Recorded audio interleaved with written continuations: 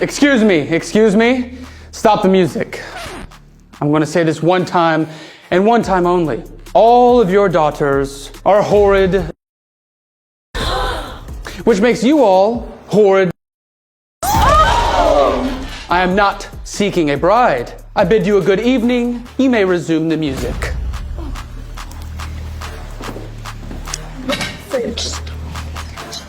This is going to be a miserable evening. As the Duke was ready to leave early, he spotted someone he wanted to speak with. Oh, Duke Edgar, welcome to my home. Excuse me. Ben! Standing across from her father was William Lancaster. The air around him seemed to thicken with malice. Please, Sir William, just give me a little more time. Once Kate is engaged to the Duke, her dowry will pay off all my debts. Alessandra's mind raced, wondering how her father had gotten into such a dangerous man's bad graces. How do you know the Duke will propose? He will. Kate is beautiful and charming. She'll win him over. Yes, she is very beautiful. I remember the night you let me spend with her in exchange for your payments being late. Kate had been sold for a night to William Lancaster, all because her father was late on payments. It was the worst night of her life. Alessandra couldn't believe it. She had no idea her father was in such debt, nor did she know he had to sell Kate's body to pay it off. You better hope the Duke proposes to Kate. Otherwise, you'll need to find another way to pay your debts to me, old man. Alessandra was horrified to see Luna had crept into her father's study and was rubbing up against William Lancaster's leg. What is this disgusting animal? Away from me, beast! Get away! No!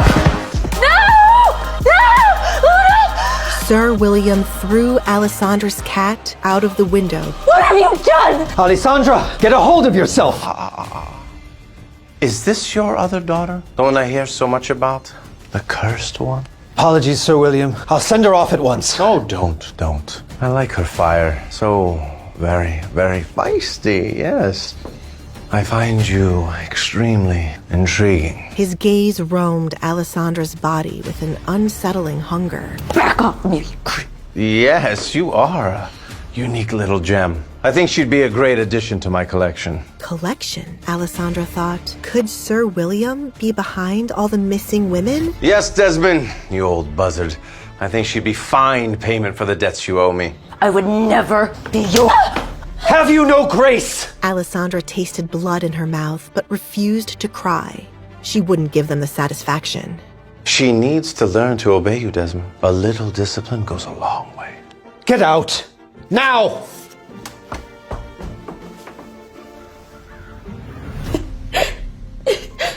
I'm so sorry, Luna. I should have protected you from those monsters. I only wish that they would have thrown me out the window, too. So I could have left this place.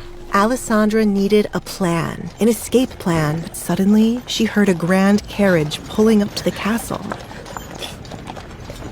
A man stepped out, tall, broad-shouldered, with an authority that seemed to command the very air around him. It's Duke Edgar Collins. Why am I here again? Why, to find a wife, Your Grace. As per the king's orders. Even from this distance, Alessandra could see the irritation on his face.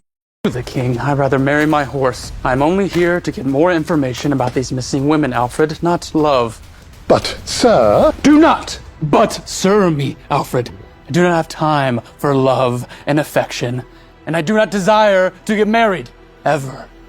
Duly noted, sir. Now, shall we? We shall.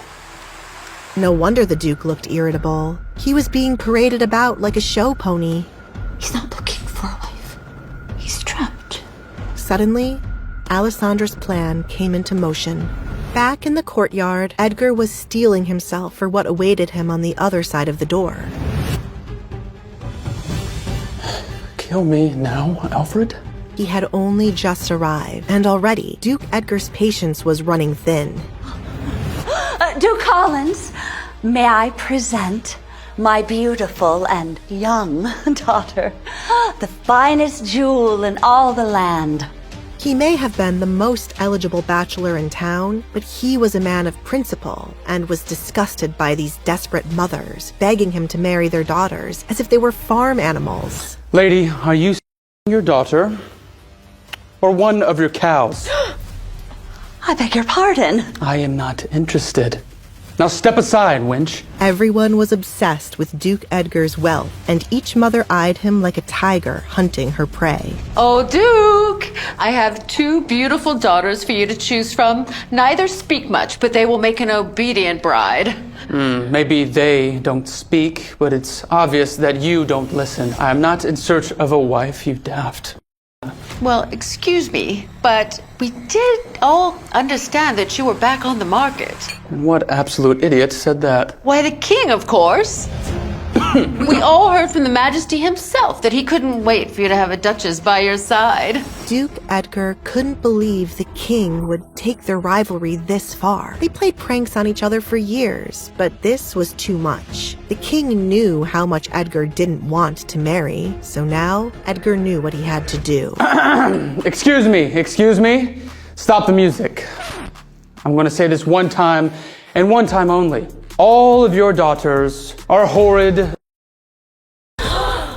which makes you all horrid. I am not seeking a bride. I bid you a good evening. You may resume the music.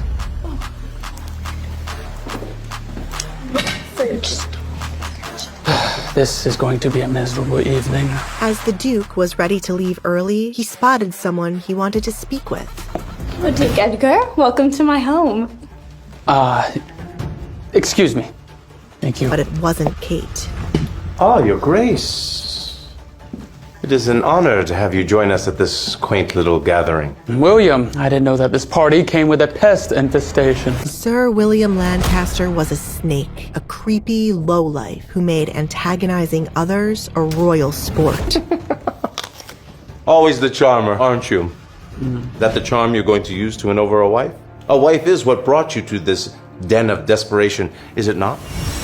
You would know everything about desperation, wouldn't you, Lancaster? The Duke was implying that William Lancaster was behind the string of abductions. Do you really believe that I don't think that you're behind these missing women? That you don't have trinkets locked in your basement for your own amusement? I despise that accusation. I'm simply a collector of companionship, nothing more. But Duke Collins knew better than to believe a word out of Lancaster's mouth. I'm neither blind nor dumb. I know you have your filthy hands in this. And when I can prove it, you'll be hanging from the gallows. What a vivid imagination you have, Edgar. But alas, I'm simply here to enjoy the party. I suggest you do the same. Why don't you get your wet? It might do you some good to get that little do some play. Duke Collins, it's an honor to have you here tonight. I was afraid you wouldn't come. Let's skip the pleasantries, Baron. You know why I'm here. Yes, of course I do, Your Grace, but what kind of host would I be without offering you a drink first? I don't want a drink. Baron Desmond had sent Duke Collins a note, claiming he had information about the missing women. Had he wasted the Duke's evening and baited him with a false promise? Now, either you have something useful to tell me, or I'm going to make you regret for wasting my time. Baron Desmond's eyes darted around the room, clearly desperate to avoid a scene. Yes, of course, Your Grace. I'll fetch it upstairs. Good. Now hurry up and do it. But Duke Collins wasn't off the hook just yet, because Baron Desmond had a very specific reason for luring him here tonight. Forgive me, milord, but I see that you've been ignoring the eligible young ladies tonight. Well, my daughter Kate. Duke Collins couldn't believe Baron Desmond's gall. Do I look like a shooting star to you, Baron? Or a lucky penny? Or a freshwater well? Or maybe some candles on top of a birthday cake?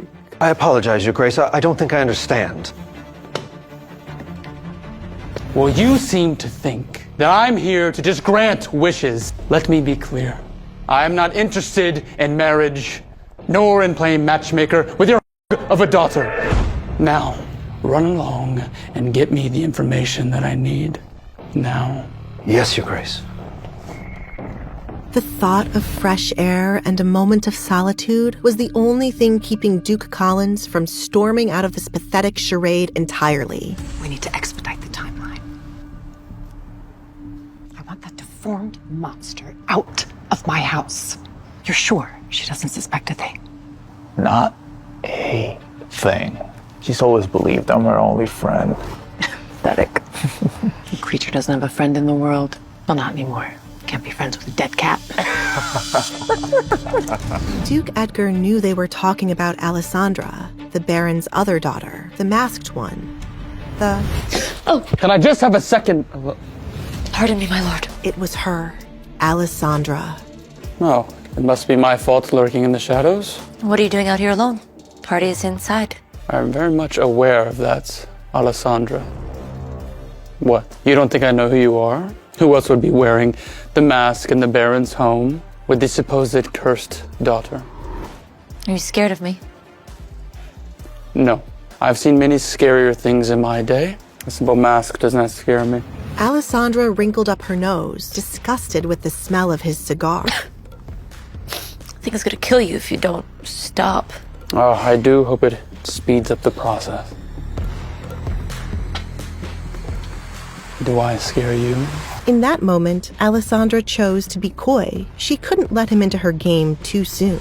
I don't know who you are, to be honest. Right. Sure. I'll play along at your little game. I am Edgar Collins, but you can just call me Edgar. The Duke. One and the same. Alessandra chose her next words carefully, treading lightly. They say you are to marry. Is that why you're here? For my sister, Kate? No, I would rather kill myself. No offense. Well, you don't offend. I pray to God every night that my horrible sister dies. None of those young women in there shall be my wife. They are all just like a matching doll set. Alessandra knew this was her moment, her chance to get away from her selfish father, her evil stepmother, her cruel sister, this whole entire hellscape. And what about me? If I were to ask you to marry me, what would you say? The Duke was caught off guard. Yes, Alessandra was scarred, but she had a rather nice figure hidden under her outdated clothes. What none of you seem to understand is the fact that you would be setting yourself up for a loveless marriage if I were to pick you. What if it's not love that I'm after? You'd fall for me. I doubt it.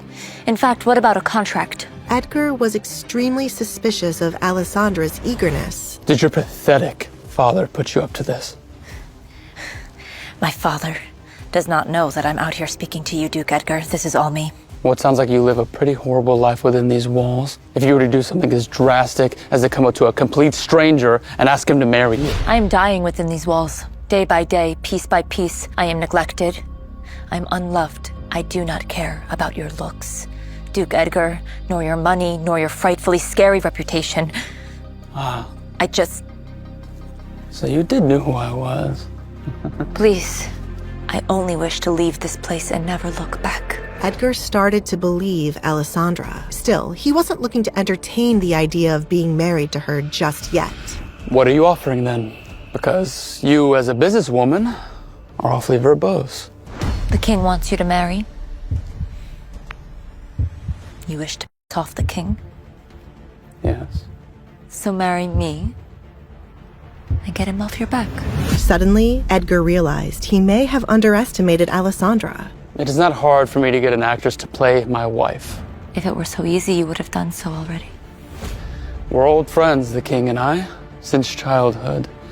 We used to play these games back and forth, but he's taken it too far this time. Mess with him right back. Choosing a wife like me would surely drive him mad with confusion. You know, you're not like the rumors say, reclusive and simple. You're smart.